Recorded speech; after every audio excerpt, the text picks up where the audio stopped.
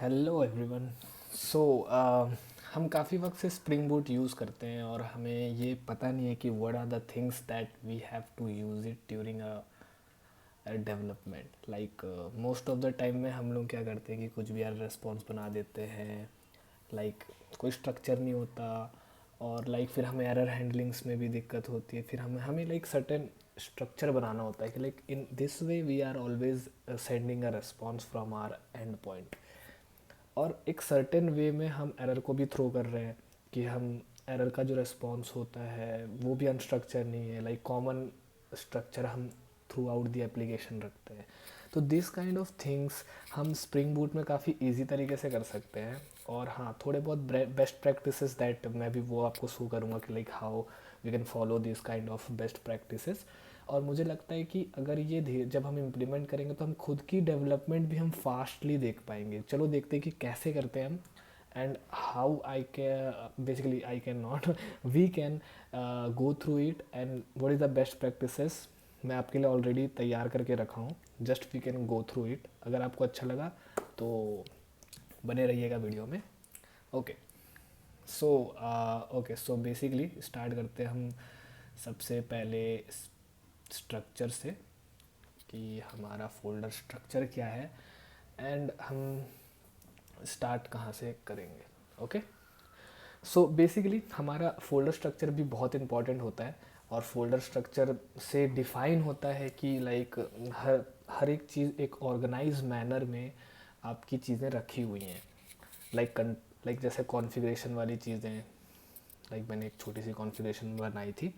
वो कॉन्फ़िगरेशन वाली चीज़ें आपकी कॉन्फ़िगरेशन फाइल में, कंट्रोलर आपके कंट्रोलर में है। और बेसिकली आपके सारे डीटीओज जो आपके रिक्वेस्ट हैं, जो आपके रिस्पॉन्स हैं, वो आपके बेसिकली डीटीओज के अंदर है। लाइक इस तरीके से सो बेसिकली ये एक तरीके का हमारा एमवीसी पैटर्न है, बट इसमें व्यू नहीं है बेसिकली। तो ये क्लीन आर्किटेक्चर है और मोस्ट ऑफ द टाइम ज़्यादातर जो हम फॉलो करते हैं क्लीन आर्किटेक्चर। और मुझे लगता है कि clean architecture one of the best architecture है डिबगिंग और लाइक बेसिकली आपके क्विक डेवलपमेंट में, जो बहुत ज़्यादा स्केलेबल है। और हर यूज़ केस के लिए तो नहीं, लेकिन most of the use case के लिए ये यूज़ हो जाता है। राइट, तो ये एकदम ही क्लीन आर्किटेक्चर है जिसमें कंट्रोलर, एंटिटी, डी टी ओज, एक्सेप्शन हैंडलर्स, हमारे रिपोजिटरी, सर्विसेज, बेसिकली सर्विसेज में मैंने इंटरफेस और इम्प्लीमेंटेशन लेयर बना रखा है। और कुछ हमारे रैपर्स जो कि थ्रू आउट दी एप्लीकेशंस हमारे लिए बहुत यूज़फुल होंगे। राइट, तो मैं आपको दिखाता हूँ कि हाउ। तो बेसिकली जो मैं रिस्पॉन्स इन जो कंट्रोलर लिखने का जो मैं तरीका बता रहा था, लाइक बेसिकली वो इस तरीके से अगर हम बनाते हैं, like we can not do hard coding things over here. Like जैसे देख लो कि अगर आप API/V1 करके आप बनाते हो, राइट, लाइक इस तरीके से। तो ये काइंड ऑफ क्या होता है ना, ये पर्टिकुलर पैटर्न आपको बार बार लिखना पड़ता है अगर आप दूसरा कोई एप्लीकेशन मतलब दूसरा कोई कंट्रोलर बनाते हो, लाइक राइट। तो लाइक इस तरीके से आप उसे लिखोगे। फिर अगेन ये आपका कॉमन चीज़ सा हो गया है। आपका मतलब बेस जो वर्जन है वो तो सेम है, बट आपकी सिर्फ लाइक रिप्रेजेंटेशन की वो कौन सी कंट्रोलर है, लाइक वेयर हाउस के कंट्रोलर, स्टोर का कंट्रोलर है। आई सिमिलर टू अगर ये यूज़र का कंट्रोलर हुआ तो आप यूज़र के कंट्रोलर इस तरीके से बनाओगे। और अगर ये प्रोडक्ट का कंट्रोलर हुआ तो आप प्रोडक्ट के कंट्रोलर बनाओगे। लेकिन ये चीज़ आपकी कॉमन रहती है। तो तो बेस्ट चीज़ ये है कि we do not repeat our self, कि हम बार बार अपने आप को रिपीट ना करें क्योंकि ये मोस्ट फ्रीक्वेंट चीज़ है। तो instead of that what we can do, we can use this kind of things, right. अगर मेरी जो रिपीटेटिव चीज़ें हैं जो डायनामिक नहीं है ज़्यादा, मैं उसको एक बेसिकली एक कांस्टेंट में रख सकता हूँ। तो मैं इस तरीके से डिफाइन करूँगा कि these are my constant, like creating, get, get all, like update और लिस्ट। बेसिकली हम ये कॉमन चीज़ रखते हैं। जस्ट फिर उसके बाद की जो एंड पॉइंट्स होती हैं, मतलब हमारी जो एक्चुअल एंड पॉइंट होती है, हम उसको स्लैश करके मैनेज कर देते हैं, राइट।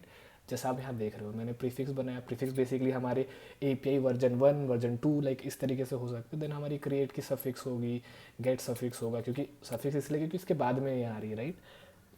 राइट, इस तरीके से मैंने इसको ऑर्गेनाइज वे में, तो आप भी इसको फॉलो कर सकते हो like the through out the application.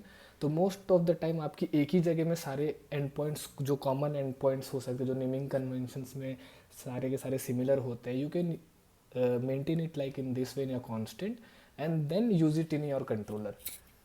तो अगर आप इस तरीके से मेंटेन करते हो तो ये काफ़ी ज़्यादा हद तक आपकी कोड की रीडेबिलिटी और कोड क्लीननेस जो कहते हैं ना, वो काफ़ी ज़्यादा इम्प्रूव हो जाती है. तो we can follow this kind of things, right. As similar to, हम कभी भी अपने डी या एंटिटी जब हम मैप करते हैं, राइट, जैसे हमें कभी स्टोर क्रिएट करनी पड़ी, लेट्स एग्जांपल हम यूज़र क्रिएट कर रहे हैं, राइट, बट यहाँ के केस में हम क्या कर रहे हैं, फिलहाल तो मैं एक वेयर हाउस वाली एंड पॉइंट बना रखा हूँ ताकि हम एक वेयर हाउस क्रिएट कर रहे हैं.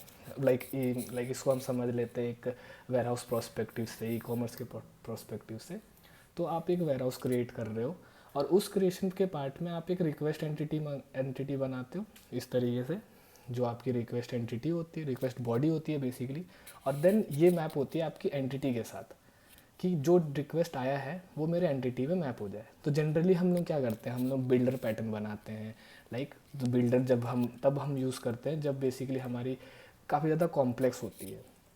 तो ये चीज़ हम करते हैं कॉम्प्लेक्स ऑब्जेक्ट्स क्रिएशन के लिए हम यूज़ करते हैं बिल्डर. बट अगर आप देखो कि हम वो चीज़ को काफ़ी ज़्यादा रिपीट करते हैं क्योंकि हमारी एंटिटी ज़्यादातर वक्त में हमारे डी की तरह ही होती है, right. Most of the case में ये डी की तरह होती है. तो क्या हम इसको रिड्यूस कर सकते हैं, लाइक एक ऐसा मैपर काइंड ऑफ बना के जिससे कि हम उसको रीयूज़ करते रहें, राइट.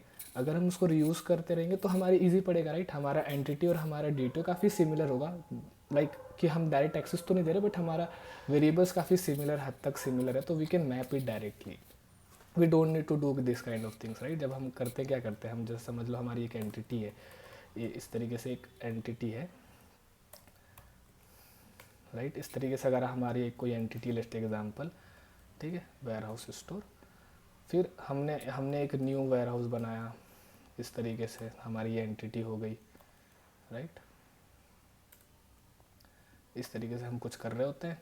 देन आफ्टर दैट हमारे डी को हम यहाँ क्या करते हैं, सेट करते हैं, राइट. डी के जो वेरिएबल्स होते हैं बेसिकली इस तरीके से सेट करते हैं हम. जो भी अगर मेरा नाम, अगर हम वेयर हाउस का नेम हो गया तो नेम सेट करते हैं, फिर हम यहाँ पे लिख देते हैं, लाइक इस तरीके से. तो ये हम फिर फ्रीक्वेंटली ऐसा काफ़ी अदर वेरिएबल्स के लिए भी कर रहे होते हैं, राइट. तो ये काफ़ी ज़्यादा मैसी मुझे नज़र आता है और काफ़ी हद तक अगर आप ऐसा लिखोगे तो ये काफ़ी हद तक मैसी नज़र आएगा.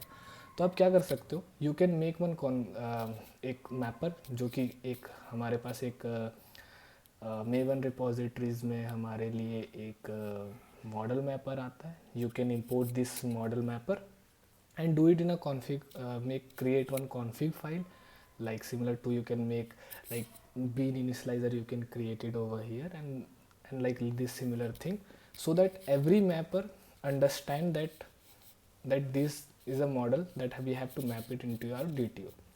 After that you can create one global what we are saying that is a mapper, right. That is a generic mapper basically. By like you can just make one class, you can use that model mapper, make one constructor, then after this map to entity, like this is your DTO and this is your entity, like similar methods like map DTO to DTO, entity to entity. When suppose you are want to update your repository, update your records, so you can do these kinds of things. After that you can go to your service and like similarly your code should be going to very clear, it will going to be very clear, right, as similar to this. तो ये काफ़ी अच्छा clean लग रहा है, आपका service काफ़ी ज़्यादा सिमिलर सा लग रहा है, मतलब 1 2 3 लाइन्स में आपके काम हो जा रहे हैं. क्योंकि आपकी जो ज़्यादातर चीज़ें, देखो मैंने यहाँ यूज़ कर रखा है, क्रिएट के लिए भी यूज़ कर रखा है, मैप करने के लिए. देन आफ्टर मैंने अपने रिपोजिट मतलब अब रिकॉर्ड्स को अपडेट कराने के लिए भी मैंने बना रखा है, राइट. मैं फिर गेट कर रहा हूँ, फिर डिलीट कर रहा हूँ, फिर गेट ऑल कर रहा हूँ. तो बेसिकली जो मेरी मॉडल मैपिंग हो रही है वो यहाँ पे ही हो रही है. ये है एंटिटी टू एंटिटी मैपिंग और ये है मेरा DTO टू एंटिटी मैपिंग। तो ये काफ़ी क्लीन मेरी सर्विस को बना देती है और काफ़ी ज़्यादा रीडेबिलिटी भी बढ़ जाती है। इससे जब हम डिबग कर रहे होते हैं तो हमारी डिबगिंग जो इश्यूज़ होते हैं, नल चेक्स वाली चीज़ें होती हैं, वो काफ़ी ईजी पड़ जाती है। दिस स्ट्रक्चर अगर आप फॉलो करोगे तो आपके बेस्ट प्रैक्टिसेस भी निकल के आएंगे और मोस्ट ऑफ द टाइम आपके जो फेलो डेवलपर्स होंगे उनको भी काफ़ी ज़्यादा समझ आएगा चीज़ें। और अगर आप और इससे हम जो एरर प्रून्स होते हैं ना चीज़ें, वो काफ़ी ज़्यादा रिड्यूस हो जाते हैं कोड में। खास करके स्प्रिंग बूट के कंडीशन में ये फीचर्स आप यूज़ करो, मेक इट इन दिस वे, तो काफ़ी ज़्यादा क्लीन होती है।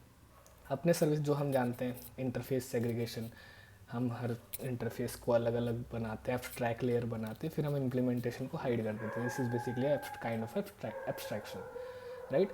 एज सिमिलर टू आपके एरर जो हम रेस्ट कंट्रोलर एडवाइज़र पे जब हम बना रहे होते हैं, अपना एरर हैंडलिंग कर रहे होते हैं, तो जब हम यहाँ एक्सेप्शन हैंडलिंग बनाते हैं तो use it this kind of exception rest control advisor, ये काफ़ी ज़्यादा हेल्पफुल होता है। और इवन आप अपने कस्टम एक्सेप्शन भी बना सकते हो, जो मैंने यहाँ बना रखा है एक्सेप्शंस में इस तरीके से। रन टाइम को मैंने एक्सटेंड कर दिया, फिर हमने बना दिया से कंस्ट्रक्टर, देन गेट सेटर बना के यूज़ कर लिया। लाइक एज सिमिलर टू मैंने एरर के लिए भी बनाया है कि एरर के लिए how we can use it like in a wrapper function. तो ये इस तरीके से अगर हम कोड स्ट्रक्चर रखेंगे तो आई थिंक काफ़ी यूज़फुल होता है। But most of the time में आपको अपने बिजनेस के अंडरस्टैंडिंग के अकॉर्डिंग ट्राई करना चाहिए कि काफ़ी चीज़ें सॉर्टेड हो। अगर आपको ये अच्छा लगा, मैं ये रिपॉजिटरी पुश करूँगा, आप मेरे रिपॉजिटरी गिटहब से भी निकाल सकते हो, और फिर आप देख सकते हो कि how I implemented this things, and आप सेम चीज़ें अपने कोड स्ट्रक्चर में भी फॉलो कर सकते हो। अगर आपको ये अच्छा लगा, thank you guys. Next time I will come with the new things, and keep following.